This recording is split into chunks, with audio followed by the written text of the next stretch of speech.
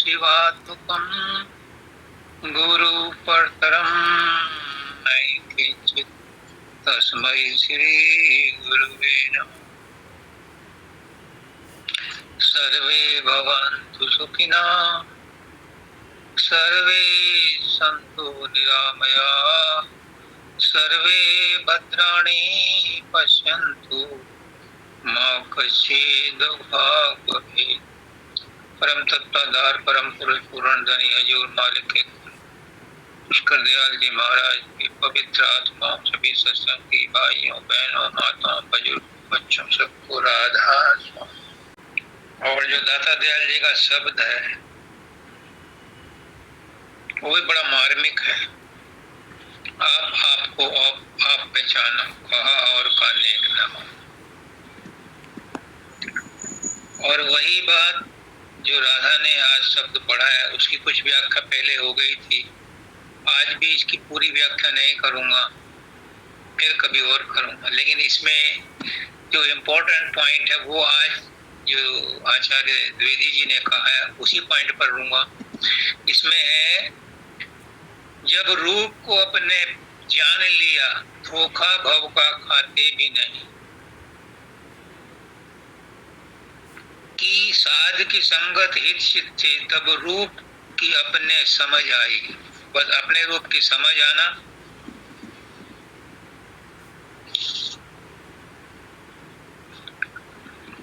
और अपने रूप को पहचानना। आज इतने ही पोर्शन पर इस शब्द का की व्याख्या की जाएगी और यही प्रश्न वंदिता का है। वंदिता का प्रश्न है, काफी दिन से पेंडिंग चल रहा है। मेरा स्वरूप क्या है? क्या सच्चिद आनंद या उससे भी परे? अब इस प्रश्न में सारा उपनिषद आ गया, सारा सांख्य योग आ गया, सारा कर्म योग आ गया, सारा भक्ति योग आ गया, सारा प्रेम योग आ गया। क्यों? क्या है मेरा रूप? क्या है आपका रूप? किस रूप की बात कर रहे हैं आप? पुष्कना जी कहते हैं कि एक गुरु तो तुम्हारे सामने बैठा है, एक गुरु तुम्हारे मन के अंदर बैठा है, एक गुरु तुम्हारी आत्मा के अंदर बैठा है, एक गुरु इनसे परे है। तो तुम किस गुरु को ढूंढना चाहते हो? क्योंकि अपना रूप जो अगर जानना है तो गुरु का रूप जानना पड़ेगा। आइसोलेशन में आप अपने आप को नहीं जान सकते। जो आपका रूप है वही गुरु का रूप है। दोनों अलग नहीं है। राजेश तू और मैं अलग नहीं है, और मैं भी सबको यही कहता हूं कि आप और मैं अलग नहीं है। तो रूप तो एक ही है और वो रूप है स्वरूप। बाकी रूप जो है वो तो कॉपी है। तो अपना स्वरूप क्या है? सब अपने स्वरूप में ही हैं। देखो मजे की बात, सब अपने अपने स्वरूप में हैं। सब परमात्मा के गुरु के स्वरूप में हैं। कोई भी चींटी से लेकर भुनगे से लेकर हाथी तक, डायनासोर, ब्रह्मांड के कोने कोने में कहीं भी चले जाओ, समष्टि व्यष्टि में कहीं चले जाओ, ना कोई चीज उससे अलग है, न थी न होगी। न असतो भावो न भावो असत विद्यते। उसके अलावा कुछ भी नहीं है, उसका अभाव भी नहीं है। वो हर समय हर जगह सब तरह से सब जगह मौजूद है और वही रूप आपका है। क्या हम सच्चित आनंद हैं?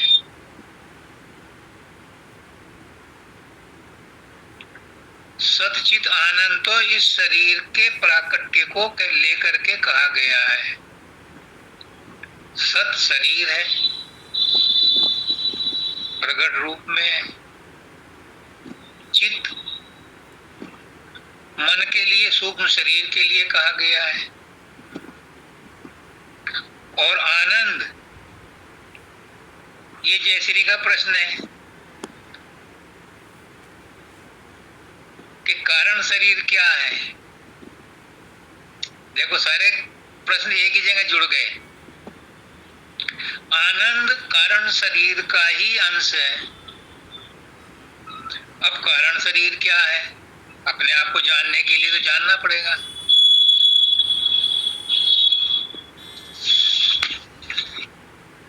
कारण शरीर अगर मुझसे पूछोगे,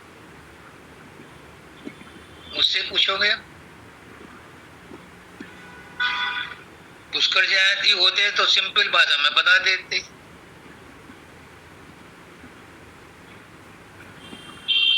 अगर वो होते तो क्या बताते कारण शरीर को?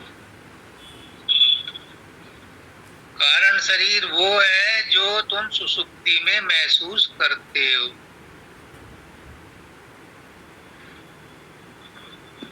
तो क्या वो हमारा फाइनल रूप है? नहीं। फिर हमारा रूप क्या हुआ?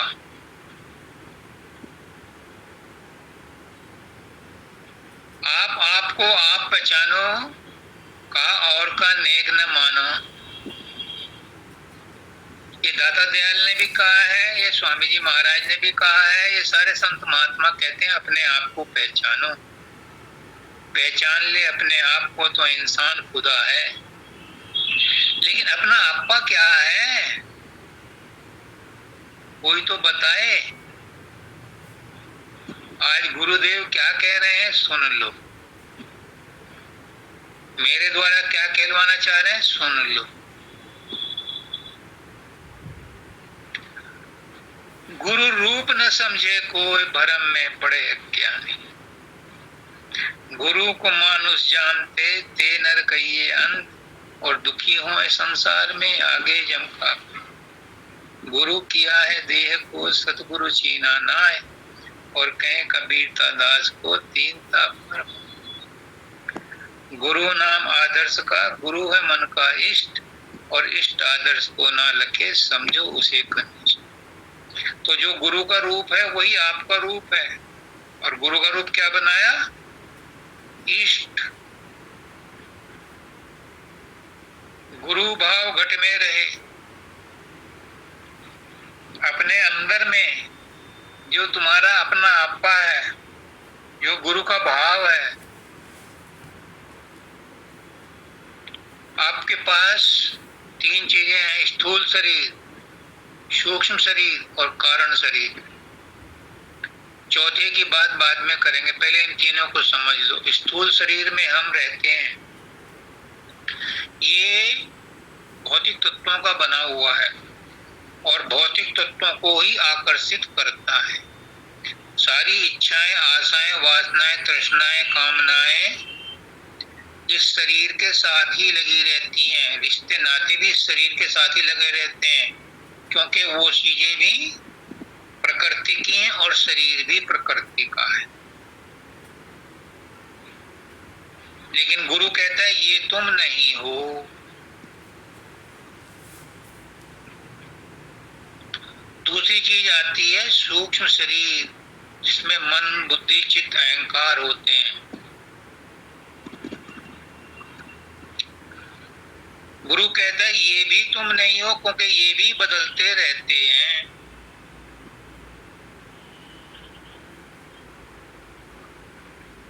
मन भी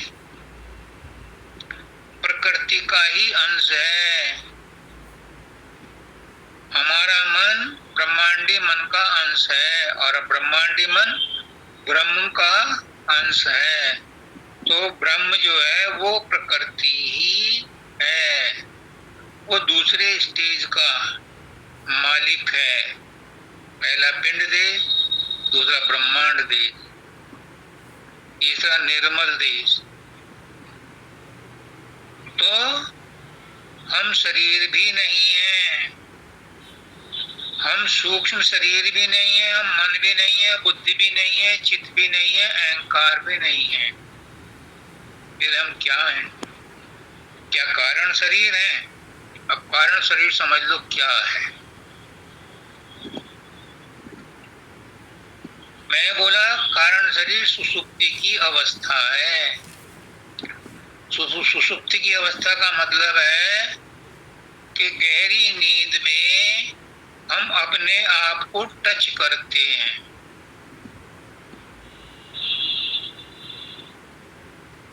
एक उपनिषद में कथा आती है, एक ऋषि पहुंचता है एक राजा के पास कि मुझे आपसे प्रश्न पूछना है आत्मा के बारे में। तो राजा कहता है कि ये उल्टी बात क्यों करते हो?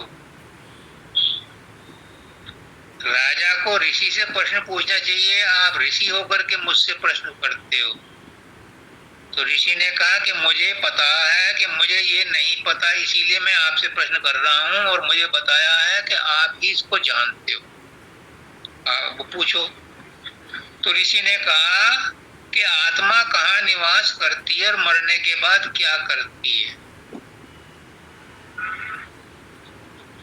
तो राजा ने कहा कि आत्मा वहीं निवास करती है जहां से वो आती है और मरने के बाद भी वहीं जाती है। इसका मतलब हम आत्मा भी नहीं हैं, क्योंकि आत्मा भी कहीं और से आई है और कहीं और ही जाती है। तो वो क्या है? वो है परमात्मा, और परमात्मा विशुद्ध रूप से परमात्मा है। तो आत्मा जब विशुद्ध हो जाती है तो परमात्मा के साथ मिलने का चांस बनता है। जब तक वो आत्मा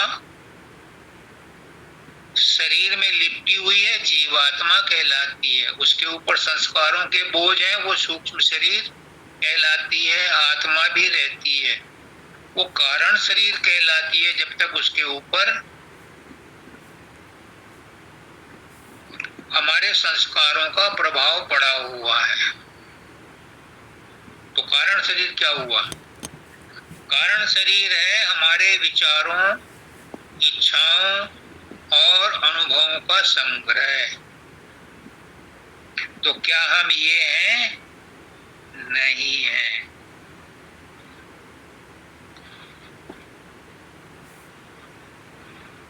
इन चीजों को जान करके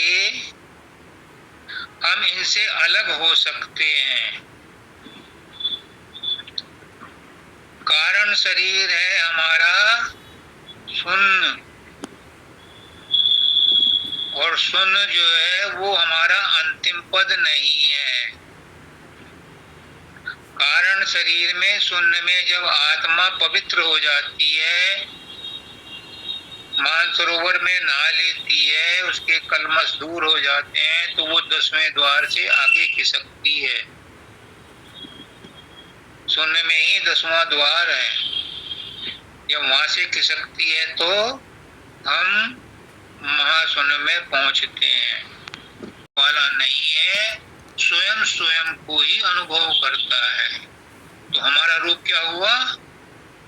हमारा रूप है स्वयं, जो स्वतः है, किसी का बनाया हुआ नहीं है, और ना वो कोई रूप बदलता है, वो अपरिवर्तनीय है। वो है हमारा स्वरूप, वो है हम। तो हम क्या हुए?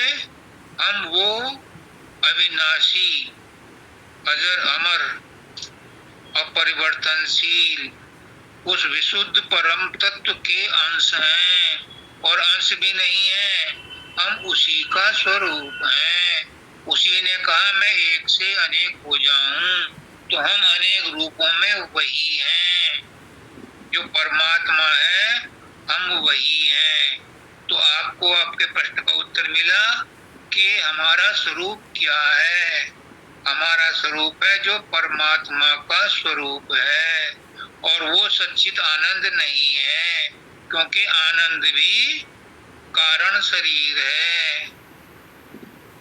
हम कारण शरीर भी नहीं है, हम महाकारण भी नहीं है। हम कारणों का भी अंतिम कारण है। परमात्मा कारण का भी अंतिम कारण है।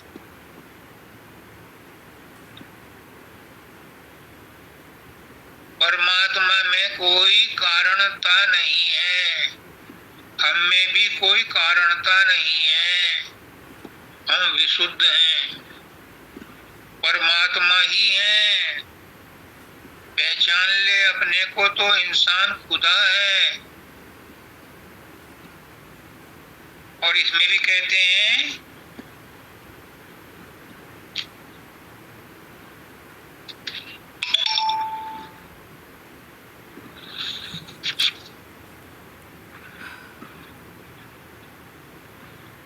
जब रूप को अपने जान लिया, धोखा भाव का खाते हैं।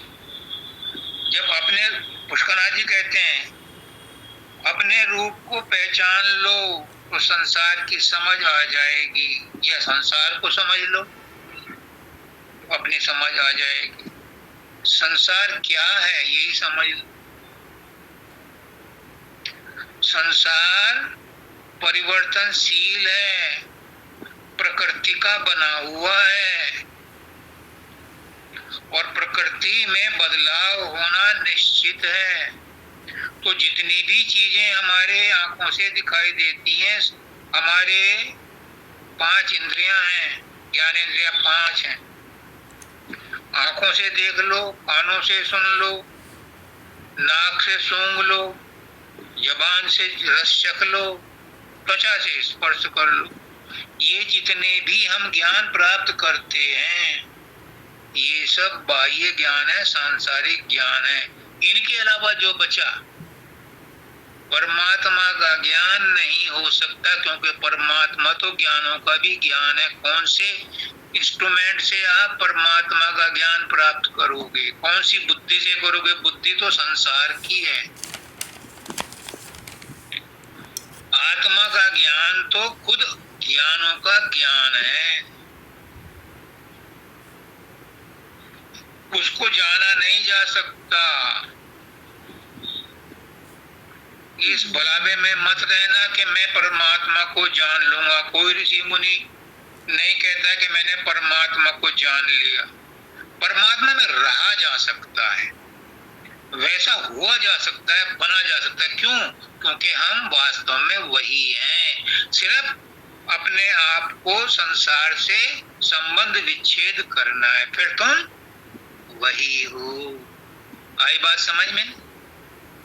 अगर हम संसार से, प्रकृति से अपना संबंध तोड़ लें तो बहुत सुंदर, तो 1 सेकंड नहीं लगेगा। अगर हम अपना संबंध संसार से तोड़ लें या उसको भूल जाएं, तो 1 सेकंड नहीं लगेगा आपको आपका ज्ञान होने में। अब तक क्यों नहीं हो रहा है? तो हम वही इसलिए नहीं हो रहा कि हम संसार की किसी ना किसी चीज से जुड़े हैं। चाहे शरीर से जुड़े हैं, चाहे इच्छाओं से जुड़े हैं, चाहे कामनाओं से जुड़े हैं, चाहे मन से जुड़े हैं, चाहे सुख की आशा में जुड़े हैं, चाहे बदला लेने की आशा में जुड़े हैं। किसी न किसी तरह से हम संसार से जुड़े हैं, इसलिए अपने स्वरूप को नहीं पहचान पा रहे।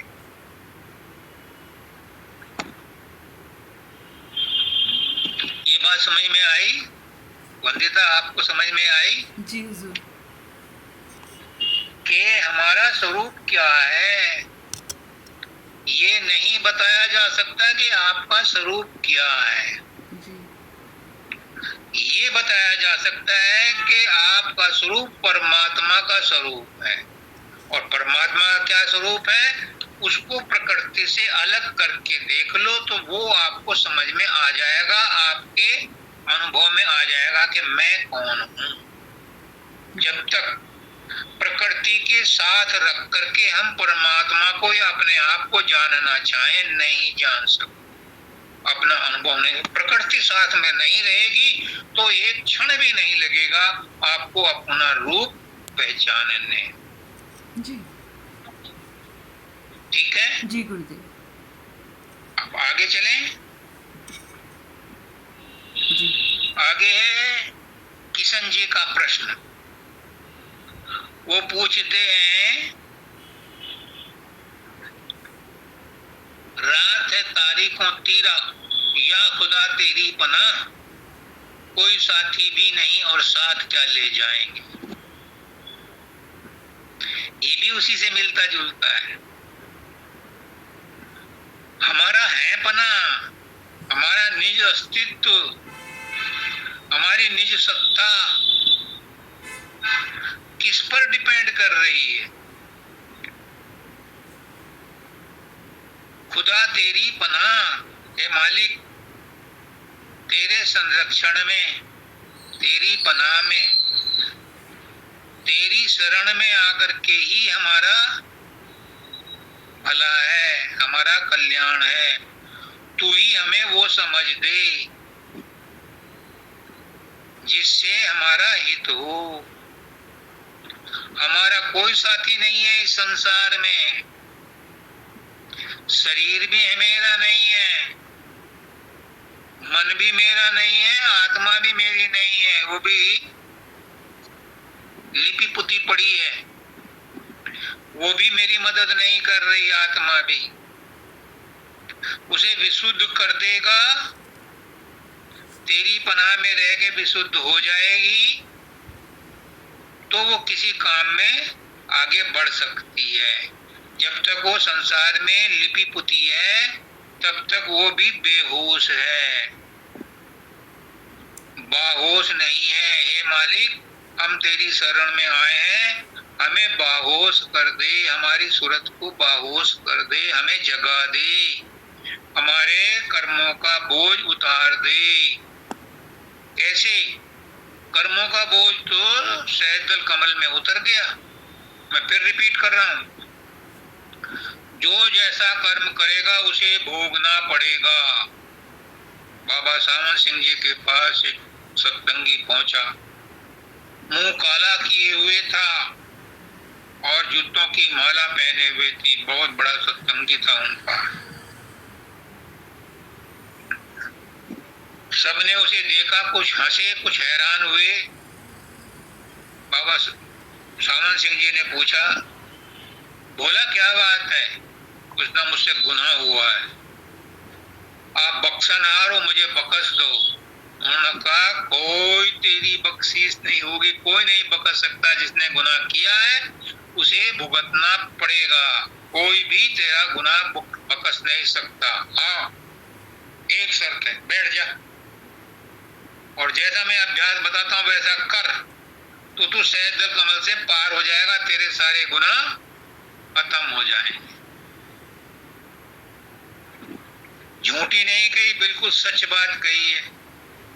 कोई गुरु किसी का गुनाह माफ नहीं करता। जब सत्संगी अभ्यास करके सहजदल कमल में पहुंच जाता है तो वहां संचित कर्म भी, क्रियमाण कर्म भी, क्रियमाण तो लिखे ही नहीं जाते, संचित में भी माचिस लगा देता है। प्रारब्ध सबको भोगने पड़ते हैं। और त्रिकुटी में पहुंच करके मन निर्मल हो जाता है, वो आराम करता है, तब सूरत वहां से खिसक करके शून्य में जाती है।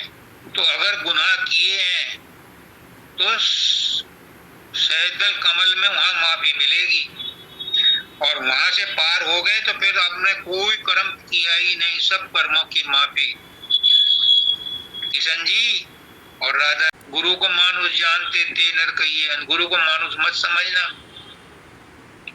तो सबको जाना है, सब उसके अंश हैं और सब जाते भी हैं, लेकिन जो बिना मेहनत के, बिना गुरु के महाप्रलय में उस मालिक के पास जाते हैं, अगले सृष्टि के टाइम में उन्हें फिर वापस आना पड़ता है, क्योंकि वो मेहनत करके नहीं गए थे।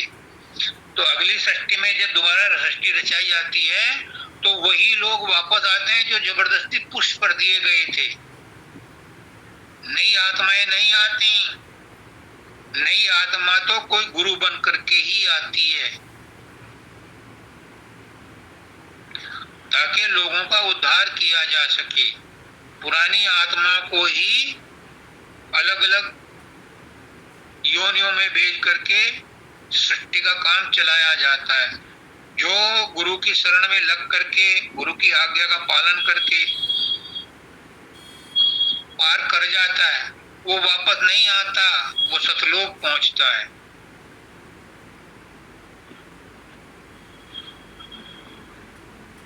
कारण शरीर में मुक्ति नहीं है।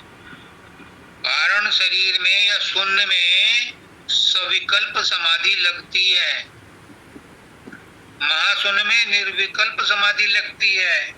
और समाधि हमारा डेस्टिनेशन नहीं है। मैं आज से हाथ जोड़ करके कहता हूँ, समाधि भी हमारा डेस्टिनेशन नहीं है। जो बड़ी बड़ी समाधि लगाते हैं उन्हें और अहंकार हो जाता है। हमारी मंजिल क्या है, हमारा डेस्टिनेशन क्या है, उसका नाज जी सिंपल शब्दों में कहते हैं, बाबा फकीर सिंपल शब्दों में कहते हैं, मानव दयाल जी सिंपल शब्दों में, अशब्द गति, अप्रकाश गति, वो हमारी मंजिल है। और वो कब मिलती है? समाधि तो साधन है, साध्य नहीं है। समाधि के बाद मिलती है। जो समाधि नहीं लगाते उनको भी मिलती है, पर समाधि भी एक क्रिया है। परमात्मा क्रिया करने से नहीं मिलता, लेकिन क्रिया करनी पड़ती है, फिर अक्रिया में जाता है, तब जाकर के परमात्मा की अनुभूति होती है। मैं किन शब्दों में आपको उसका और एहसास कराऊं, क्योंकि वो अनकही चीज है, शब्दों में नहीं आ सकती, लेकिन अनकही को भी मानव दयाल जी कहते हैं कि गुरु सत्संग में भी अनकही बात को कह देता है, उदाहरण से ऐसा महसूस करा देता है कि इसका मतलब ये है। तो मैं भी उस अवस्था का वर्णन करने की प्रयास कर रहा हूँ। मैं नहीं कर रहा, मेरे गुरु ही कह रहे हैं, वही करवा रहे हैं। मेरे अंदर कोई ताकत नहीं है, गुरु के अंदर ताकत है, वो माध्यम बनाकर किसी से भी कुछ कहलवा दे।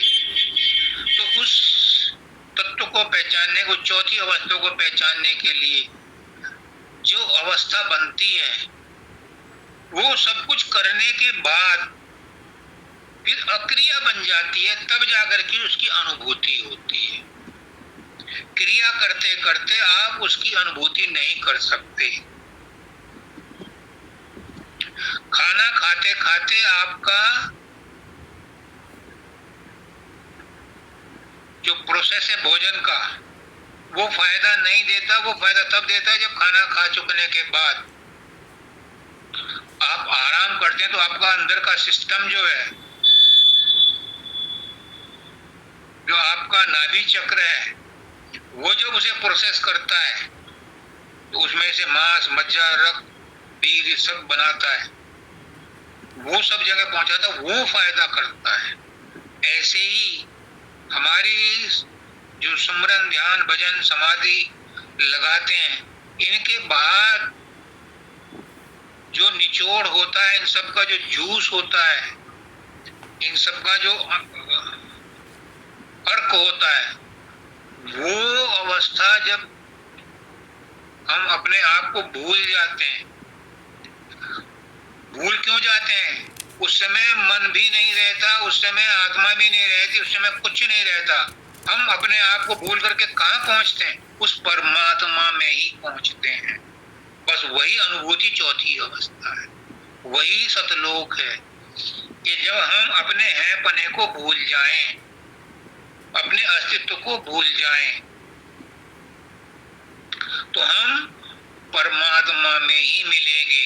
अभी हम क्यों नहीं भूले हुए? क्योंकि अभी हम संसार में किसी न किसी चीज से जुड़े हुए हैं। जो उस अवस्था में रहता है वो भगवान में नित्य युक्त रहता है। शरीर में रहता हुआ भी भगवान से नित्य युक्त रहता है, गुरु से नित्य युक्त रहता है। यानी उसका नाथ जी के शब्दों में वो मुर्गाबी की तरह रहता है, वो कमल की तरह रहता है। शरीर में रहता हुआ भी शरीर के दुख सुख से, लाभ हानि से, मान अपमान से, जय पराजय में कोई भी ऊंच नीच किसी परिस्थिति में महसूस नहीं करता। वो ये समझता है सारी क्रियाएं परमात्मा के लिए हैं, परमात्मा की हैं, मेरा इनसे कोई संबंध नहीं है। मैं परमात्मा का हूँ, परमात्मा मेरा है, मेरे लिए है। परमात्मा मेरा है, मेरे लिए है। मैं परमात्मा का हूँ, परमात्मा के लिए हूँ। मेरा अपना स्वतंत्र कुछ नहीं है। आज ये दो बात गुरुदेव कहलवा रहे हैं। मैं परमात्मा का हूँ, परमात्मा मेरे लिए है।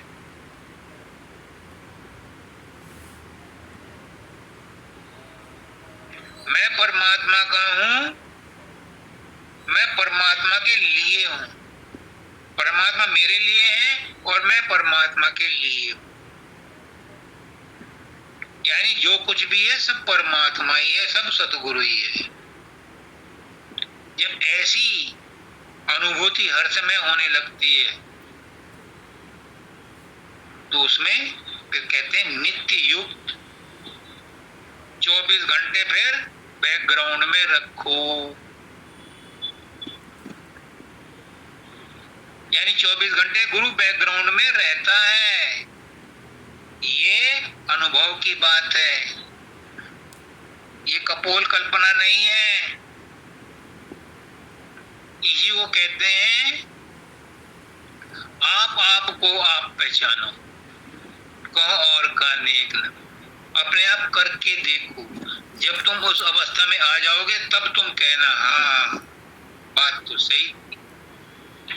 परमात्मा से मिलन ऐसे ही होता है और कोई शॉर्टकट है नहीं।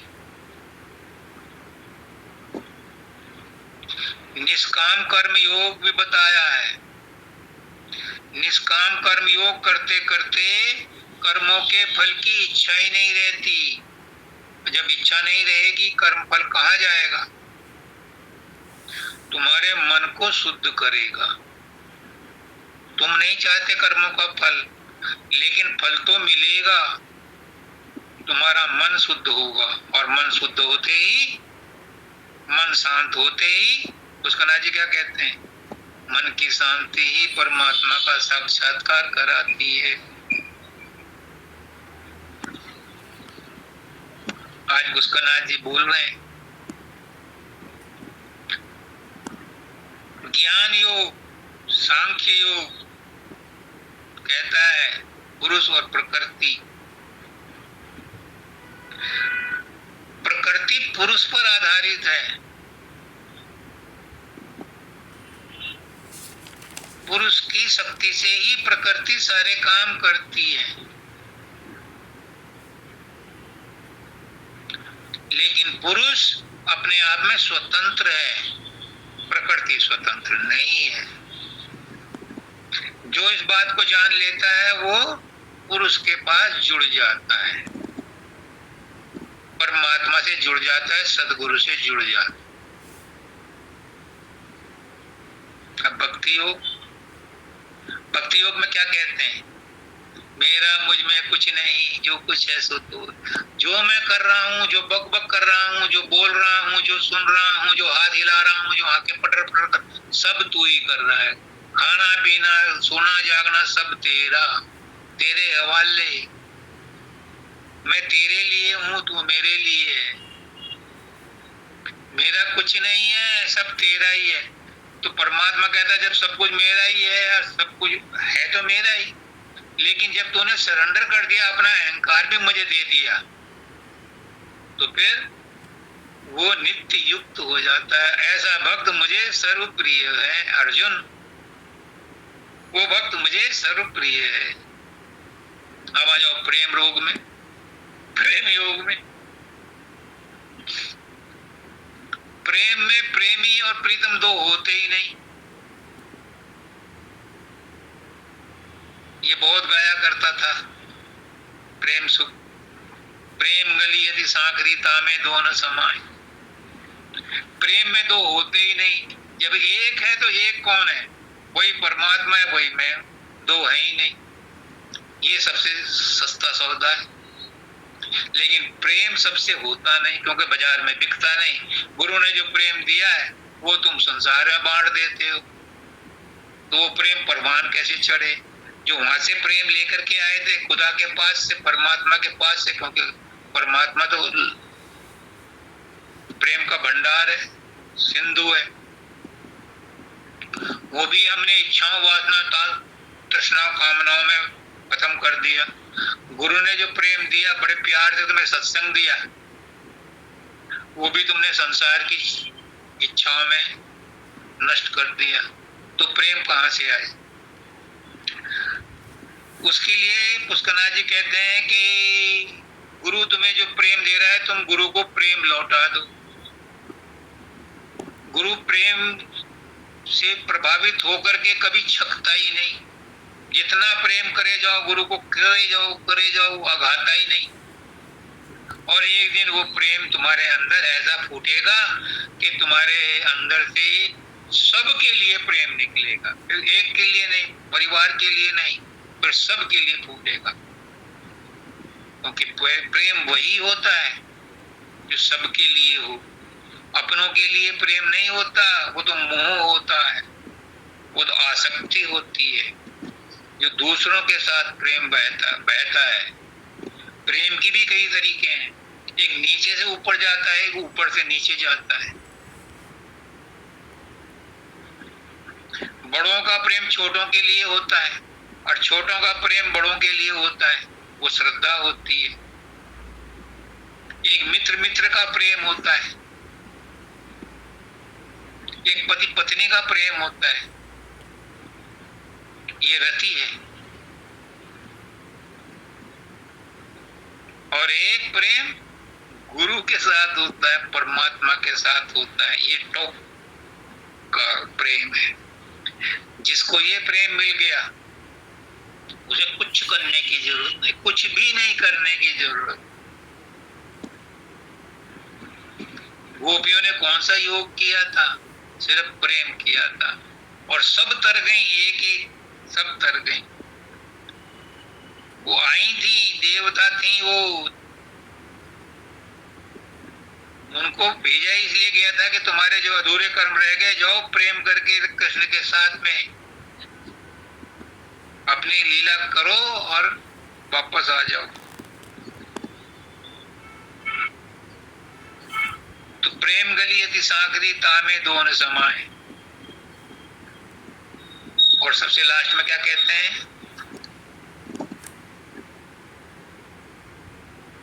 सबसे लास्ट में कहते हैं 18वें अध्याय में, सर्वधर्मान परित्यज्य माम एकम शरणम व्रज। सब कुछ भूल जाकर तुझसे कुछ भी नहीं होता। 14वें अध्याय में भी कह रहे हैं और 18वें अध्याय में उसका कंक्लूजन दे रहे हैं, उपसंहार कर रहे हैं। 14वें अध्याय में कह रहे हैं तू ये ऐसा कर ले, ये नहीं कर सकता, ये कर ले, ये नहीं कर सकता, ये कर ले, ये नहीं कर सकता, ये कर ले, और कुछ नहीं कर सकता। मन मना मत भक्त, मन मना भव मत भक्त मध्याजी माम नमस्कुरु, नमस्कार कर दे। और फिर कहते हैं कि मेरी शरण में आ जा, मैं तुझे सब पापों से मुक्त कर दूं। बहुत रास्ते बताए हैं, बहुत सरल रास्ते बताए हैं, फिर भी हम नहीं पहुंच पा रहे। क्यों? क्या गुरु में कमी है? हाँ, राजेश में कमी है। राजेश गुरु नहीं है, गुरु में कमी नहीं है। राजेश के अंदर जो गुरु बैठा उसमें कमी नहीं है, क्योंकि वो गुरु उस माली के कुल से जुड़ा है। वो सत्य पुरुष से जुड़ा है, उसमें कोई कमी नहीं है, वो सत्य वचन बोलता है। हाँ, जो वाणी में उतार चढ़ाव आ जाता है उसमें कमी रह सकती है, भाव प्रकट ना हो पाए, लेकिन ये जिम्मेदारी भी उसी की है, कैसे कैसे किसको समझा। पर आप लोगों तक अभी बात क्यों नहीं पहुंची?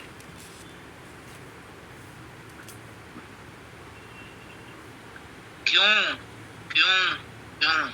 क्योंकि अभी तड़प इतनी नहीं है, इसकी इंपॉर्टेंस पता ही नहीं है अभी कि मनुष्य जन्म कितना कीमती है और मौत का डंका बज चुका है। ये मत समझना 10-20 साल और मिलेंगे, पता नहीं कब आ जाए, इसलिए जितनी जल्दी हो उसका रियलाइजेशन कर लो। Self realization is God realization. तभी तो मैंने कहा कि जो मैं हूं वही परमात्मा है, जो परमात्मा है वही मैं हूं।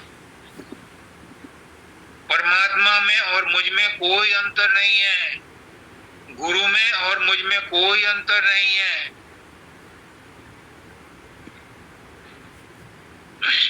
आप में और परमात्मा में कोई अंतर नहीं है, आप में और मुझ में कोई अंतर नहीं है। हम सब उसी परमात्मा के, उसी गुरु के अंश हैं।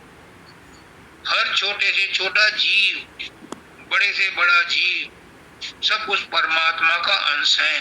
लेकिन परमात्मा को महसूस करने, अनुभूत करने के लिए सिर्फ मनुष्य योनि में ही एक स्वतंत्रता है। हम लोगों को वो स्वतंत्रता मिली हुई है, उसका फायदा हमें ये मिला कि सतगुरु मिला, सतनाम मिला, सत्संग मिला। अब हमारा फर्ज है कि हम उसे जीवन में उतार लें। कोई सी एक बात पकड़ लो, इतनी सारी बात कही है, सबकी जरूरत नहीं है, किसी एक को पकड़ लो और उसी से सब अपने आप लाइन में लग जाएंगे।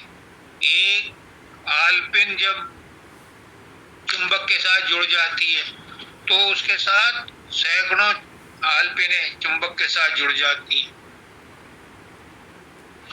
एक छोटी सी कहानी सुनाता हूं। आज ही मुझे एक पोस्ट मिला है, बड़े काम का है, और चूंकि अभी अभी पढ़ा था इसलिए याद भी है, वरना मैं भूल जाता हूं। एक आदमी, कोई ऋषि मुनि होगा, अपने झोपड़ी में रात को दिया जला करके कुछ पढ़ रहा था।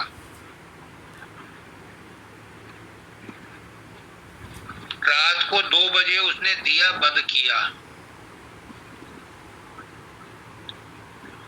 तो वो भौचक्का रह गया। क्यों? चंद्रमा का प्रकाश उसकी झोपड़ी में चारों तरफ से भर गया।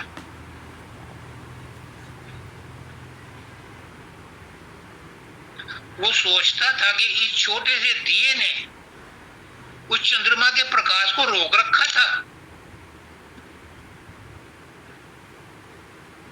जी हाँ, हमारे अहंकार ने उस परमात्मा को अंदर आने से रोक रखा है, ये निचोड़ है उसका।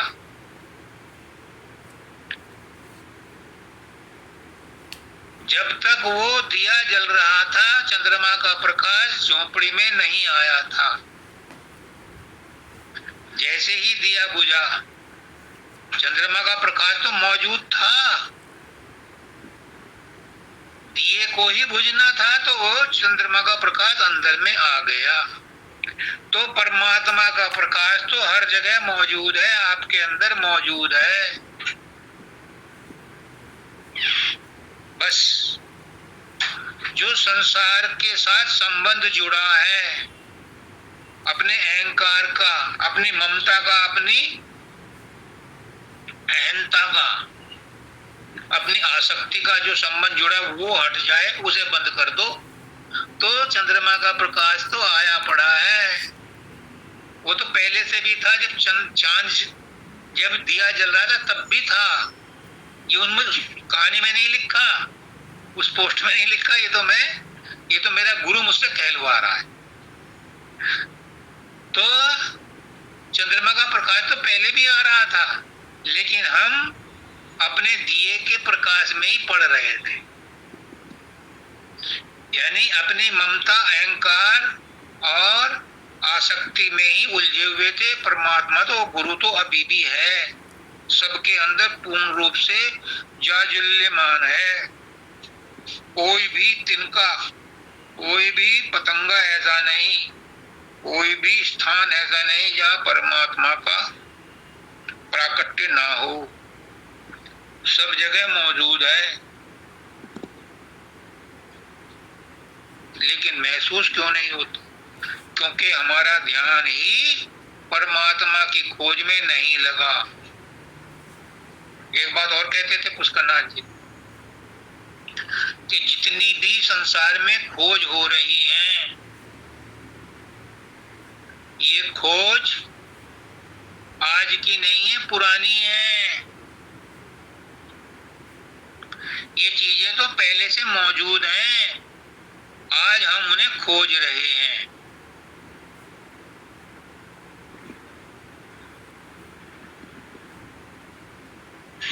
इसमें बड़ा नुक्ता है। पुष्करनाथ जी ने समय के परिस्थिति के हिसाब से आज उसे रिवाइज किया है। जिस परमात्मा को हम खोज रहे हैं वो तो ऑलरेडी एग्जिस्ट कर रहा है। हम सोच रहे हैं हमने परमात्मा को खोज लिया। जो साइंटिस्ट आज खोज कर रहे हैं वो तो चीज पहले से मौजूद है, उसको रिसर्च कर रहे हैं, दोबारा से ढूंढ रहे हैं। ये पुष्करनाथ जी कहते हैं। और आज क्या कह रहे हैं पुष्करनाथ जी कि जो परमात्मा हमारे अंदर है तो ऑलरेडी एग्जिस्ट कर रहा है, इसे ढूंढना नहीं है, ये तो ऑलरेडी है। जो नहीं है उसे छोड़ दो, जो परिवर्तनशील है उसे छोड़ दो, जो असत है उसे छोड़ दो। तो परमात्मा तो एज इट इज है, तुम वही हो, लेकिन महसूस क्यों नहीं कर रहे? क्योंकि जो असत है उसके साथ जुड़े हो। और किन शब्दों में पुष्करनाथ जी आपको और स्पष्टीकरण दें, कितने स्पष्ट शब्दों में कहते हैं कि तुम वही हो, तुम परमात्मा ही हो, तुम सदगुरु ही हो, तुम चंद्रमा का प्रकाश ही हो। जो अंदर दिया जल रहा है, जो अंदर आपके संसार के प्रति आसक्ति है, उसे छोड़ दो, उसे बुझा दो, तो तुम वही हो।